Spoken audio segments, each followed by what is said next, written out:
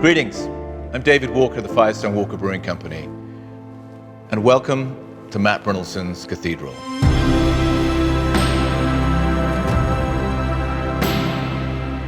This is where the Brewmaster's collection sleeps. This is where it becomes brilliant, exotic. This is where we actually curate the beers, where we let them rest, where we give them time.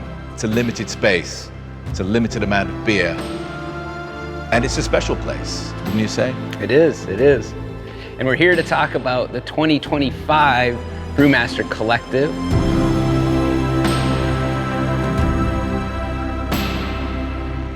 So after 5 years, we really have honed in on what makes this club great. We have 4 collections coming out with 25 beers in total.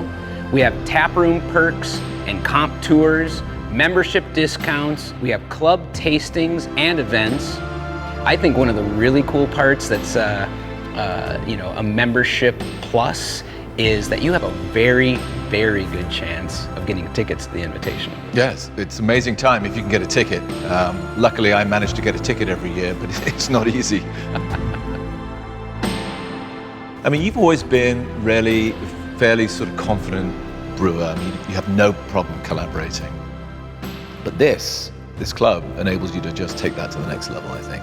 Yeah, and in 2025, we'll have beers that we'll share with the club, collaborating with the likes of Green Cheek here in California, Pint House in Texas, Yep. Horus in Southern California, Larabig out of Norway, Revolution out of Chicago, and Omnipolo and Frau Gruber once again.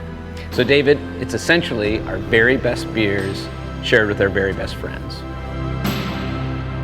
Matt, you know, beers come and go, but the beauty of beer endures. And this cathedral, this collection of extraordinary beers is a testament to that. And that, my friends, is the beauty of the Brewmasters Collective.